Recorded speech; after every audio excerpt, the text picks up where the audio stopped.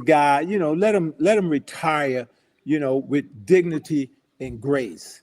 You know, that would just put him on waivers like that. And I mean, but I don't know the financial situation. You know how it gets, when people trying to dump contracts and stuff. I don't know behind the scenes, but isn't that like a move you would do for like a player that's going to the G League though? To just cut him? Yeah, well, or just not put him just on cut him, but waivers? send them down to the gym league or send them to the waivers in the midnight hour like that. Isn't that like Yeah, a that G that League was that move? was that was that was not a classy thing to do. Okay. But I mean, we don't have to talk politics, but you see all the classless stuff that's just happening in America now. I mean, Right. we've seen it all. Anything can happen I in read some. sports. You know what I'm saying? I seen some where they was talking about it. Like he was having problems. Like he would try to coach the players on court, and Ty Lue ain't like that. It was a lot. It was a lot of.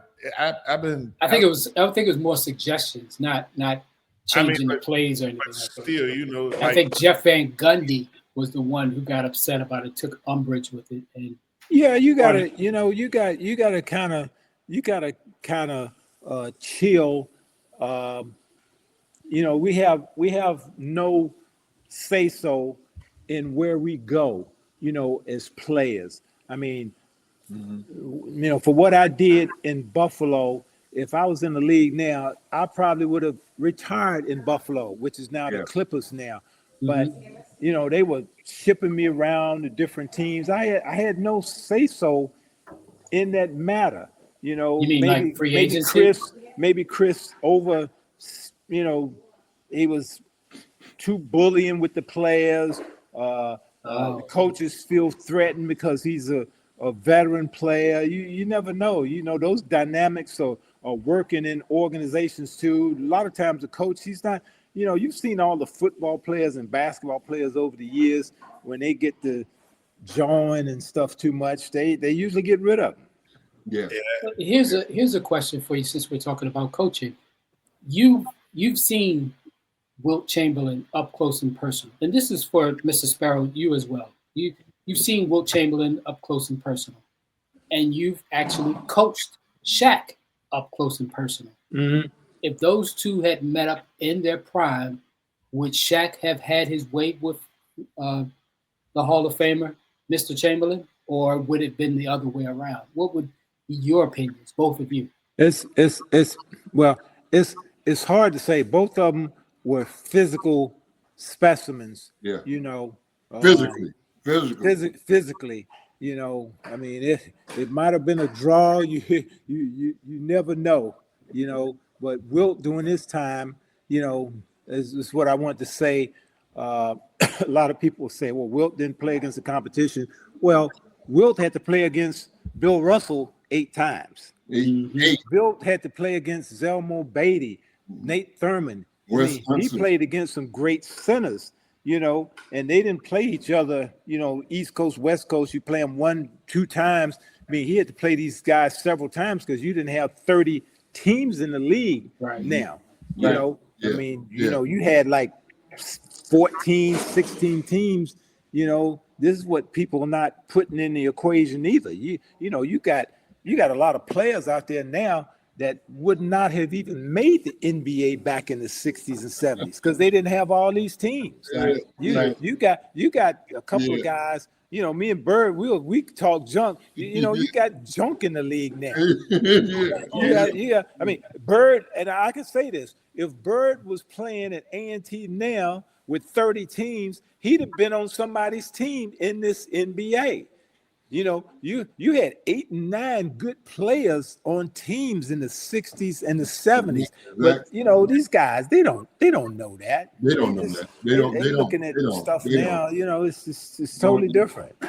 Do you think the league is all about chasing a ring and stuff now, or just getting a big paycheck and not really being worth the money that they're giving you? Me and Michael Cooper had a conversation on this on his podcast, and we had different opinions on this. He thought winning a championship was the major thing. And I said, I think guys like Jason Tatum and Brown with Boston with their $300 million contracts. Oh, yeah. I said, you wait. See, you haven't got to 60 and 70 years old like me. Okay. Nobody remembers championship teams, but if your bank account is still rolling, you ain't got to depend on nobody when you're 60 and 70 years old. The bottom line, that's why I used to get on players that wanted to play. They were going to do everything, play in the NBA, go to the G League, make $20,000, $30,000, $40,000. I said, are you crazy? I said, man, go overseas and make $200,000 or $300,000. You want to get the optimum out of your body, financial wise. That was my mentality over Cooper. Cooper started the championship, but my thing is, people forget you. They forget the championship team. Like we just talking about it. People don't talk about Wilt Chamberlain and Bill Russell anymore. Bill Russell got 10 championships. They might bring his name up once in a while, but if you got, you look at guys like Curry, LeBron, Durant, all these guys, they ain't got to worry when, those guys got championships, but, go to Malone. When it's all said and done, they ain't got to worry about it. They ain't got to be begging nobody for a livelihood and stuff like that. Because you don't want to be an old, broke down black man in this world. You don't want to do it. So with that said, Mr. Mcadoo, do you believe that you could coach a team full of these younger players that are just jacking 3-pointers up all the time? Could you handle something like that, where the mentality of these kids that don't play defense, or it would be tough. It would be tough for me because I grew up in a different time period. I had different, hard-nosed coaches and stuff. These guys, they don't follow the rules. A lot of them, got all their posse with them and stuff. I don't know if I could deal. I don't know if I could deal with that. And then on top of it, they making. You got somebody making $25 to $50 million. How you gonna coach that? That's exactly why I'm asking you that, because the follow-up question to that is, go ahead, Mr. Sparrow. They're uncontrollable right now, man. Yeah. Perfect example, Ja Morant. They got bank. They uncontrollable. Man, that's right, man. Ja Morant, somebody should have still need to go grab him by the back of his collar, sit him down, and tell him, stop doing what you're doing. Who was that? Ja Morant. Oh, Ja Morant. Yeah, absolutely. That's gonna be tough to do, Roma, because they got rid of a lot of the vets, though. Derek, the Oakleys go ahead. Somebody need to really sit there, grab him up, and tell him. Hold it. Make him listen. Who in his family gonna do that when he's taking care of everybody? It started at home. I always said that it started at home. It started with his daddy. But exactly. if it takes somebody that ain't his father to do it, then they need to do it, because he is self-destructive. He is slowly killing his own NBA career and a legacy that he could have. He's already with the bag. And I'm gonna tell you, it might be that one person that they need to call. His name's Zebo. Well, that's exactly what I'm saying. They don't have those no more in the NBA. Those old grizzled veterans like Oakley or Mason or Debo, those veterans, they kind of phase those guys out. Still deals with that organization. That organization need to reach out to Zach Randolph and put some and help that man out, because he gonna find himself out of money and an NBA career before he even really gets started. He's not gonna be the only one. I see the same thing happening with Zion in a couple of years. I'm not disagreeing with you, Roma, but all I'm gonna say to this is I've lived in South Carolina. They don't know no better. They just don't. I'm sorry.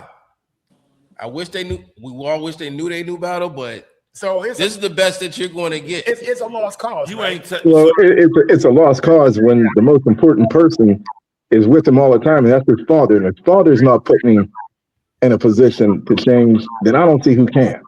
I mean, when your father is with you on a regular basis, and he promoting this stuff, then this man is getting. I mean, this young man's getting set up for failure. Well, wasn't his father a really good basketball player? Didn't he? It don't matter. It don't matter what his dad was. The point I'm making, his dad is with him. His dad is with him on the road. He's at him with these home games, and a lot of these antics is happening. His dad seemed like he's down with it. Instead of pulling him to the side. The reason I'm asking that is because his dad was a great basketball player. Man, his daddy was only good enough to play with Ray Allen in high school. Let's not do that. Let me finish. Because his dad kind of knows a little bit of the pitfalls and the things that come with, fandom and stardom and things of that nature. Shouldn't he kind of had guided him a little bit better? Wouldn't you think? Like, here's to watch out for, don't do this and that type of thing, rather than trying to be Mr. Galloway, the friend sort of thing. Galloway, the point is, I'm trying to drive home to you guys is those resources are not there for him. They don't know no better. What you're saying is spot on, but that type of person don't exist inside where he's from. You're preaching to the choir at this point. Well, it doesn't have to be where he's from. It should be within the organization. Hold on, what I'm saying. What fandom that is the organization can only do. They don't look out for him, but for so much, they're only gonna look out for them for their best interest, not for his. If he's the star on the team, you would think that they would do the best that they can to try to guide him. They can. It's just not enough. I got a question for Mr. Galloway. Go for it. Where in your research T. Morant was ever famous before his son was famous? No, you back on that. Okay, so his daddy could not teach him about being in that type of a profile lifestyle of being famous or anything, because the closest thing that he ever had was to being famous was him playing with Ray Allen in high school. After that, you didn't know who he was until he had a son. But the thing with that goes this: when you're a father raising your child, at least in my house, as a man, you need to know how to raise a young man, and he knows what's right. He knows what's wrong. That doesn't come with ignorance or anything. That comes with knowing as a man. That's kind of where I was going. And the problem is this, and with these young, what they don't realize is this. Yeah, so that's the difference between the new generation and the old generation. Yeah. I know Mac's mom. I know his moms. I know his pops. I know his moms and know his pops. Man, he wouldn't dare. Like, he wouldn't dare. Nope. If he wasn't home after the lights, if Mac had to sneak down to the park that they named after him a couple of months ago, you know what I mean, and get home and get where you been, and he's only right down the block. So there's a difference in how people are being raised, man. These kids are not being raised, man, like that. You know what I mean? No, not at all. Because see, growing up at the same time, bro. Yeah, and something. It used to be old school way of growing up. Your parents might, especially dad, he might say, "Hey, I don't have a whole lot, but the one thing I got is my name." Yeah. Don't go out there messing my name up. Don't go out there acting a fool. Prime example is we got Mcadoo on the doggone podcast right now. Yeah, how he was raised, bro. You know what I mean? Like, for real, bro. Well, some of these parents, they like to be, they want to be your friend. They want to stop. They want to stop being the parent and start being the kid friend. Exactly. I told my son that. I said, look, I'll never be your friend. I can't do it. I'm still gonna be your father. Because this is the one thing that when you do that, when that kid start talking to you as an adult and you don't like what they come out your kid mouth back to you, then you want to be mad because of what they said, but you forget that you created this environment where you stop being that parent. Bro, I grew up with switches and ironing cords, bro. Hey, bro, try that if you want to. Try that if you want to. And you know my grandma, Derek.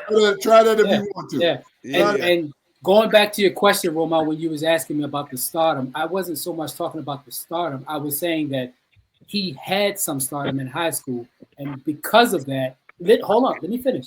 Because of that, I think, in my opinion, for me, he could have differentiated the difference between what he's trying to do now, trying to be on the sideline cheerleading and being his friend, rather than being the father, the disciplinarian, of what he should have had back then. But you see, he tried he's enjoying the benefits of the friendship because he gets the tickets and this other stuff and whatever comes with it, right? And that's great. But at the same time, if you see your son keep making the same mistake with these guns and these issues over and over again, you got to step in as a father. Yeah, he did. He stepped in and went straight to the strip club with his son. I know. That's what he did. I know. So my brothers, I just wanted to, before we, as we move on, just wanted to, like congratulate my brother for the park being named after him in Greensboro, North Carolina. Congratulations. Thank you, Bird. Thank you. It was big, man. It was big. It was long overdue. And I just want you guys to know, man, that Hey, Bird, let me show the guys. I got a picture here. If y'all can see it.